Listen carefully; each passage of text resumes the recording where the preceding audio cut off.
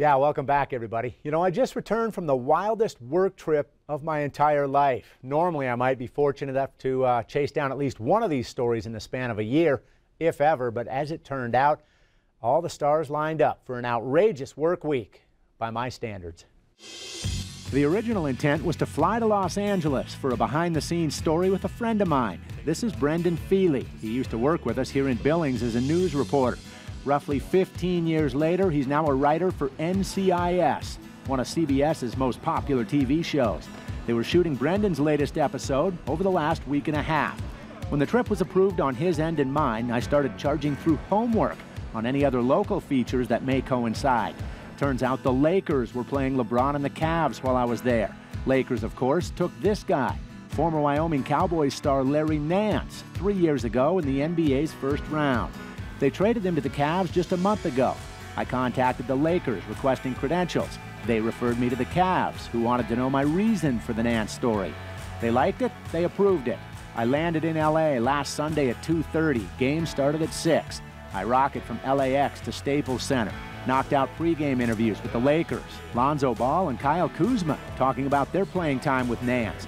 Got some courtside pictures, courtside video. LA wins by double digits. Afterward, in the media scrum, Nance wasn't real talkative, but appreciated reminiscing about his Cowboys on what was actually Selection Sunday, 3 years to the day after Nance and the Cowboys were invited. Just an hour away, MSUB's women were turning heads on one of their hottest postseason basketball runs ever. Yellow Jackets won their first 2 games at the NCAA Regional outside LA, meaning they'd play Monday night for a Sweet 16 title. I drive over Monday morning to meet them for shoot-around, take a few pics, and shoot a few interviews. My intent was to hang around, but I'd set up a shoot at the Late Late Show with James Corden. That's right, this is his sidekick, Reggie Watts, who grew up in Great Falls. What are the odds?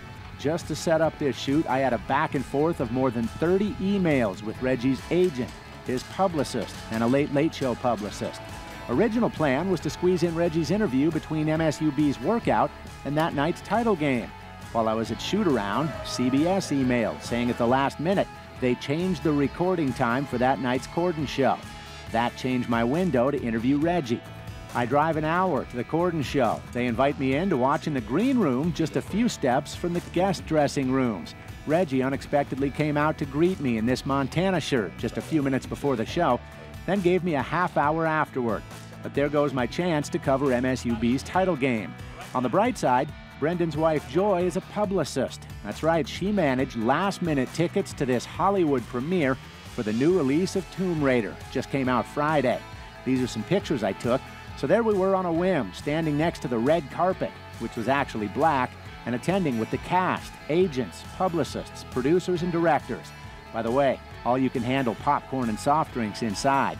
As we exit the historic Mann's Chinese Theater, I instantly check on the Yellow Jackets, and they win this epic 71-70 thriller for the regional championship. As they celebrate, we have tickets to the Tomb Raider after party. Trendy restaurant Tao just 7 blocks away. This is it.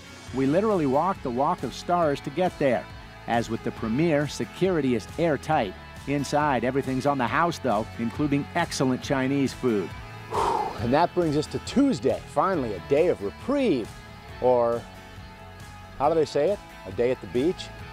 Truth is, I actually spent the day, albeit at the beach, starting to piece together these stories.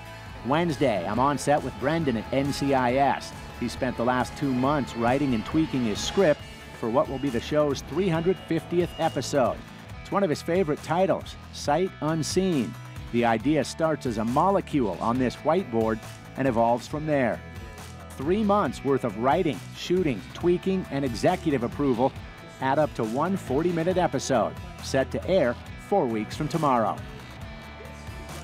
How about those 3.5 days? Between now and the next episode to air, Brendan's episode in a month, we'll have feature stories behind the scenes at NCIS with Reggie Watts at the Late Late Show, and this Wednesday with Larry Nance Jr. and the Cleveland Cavaliers.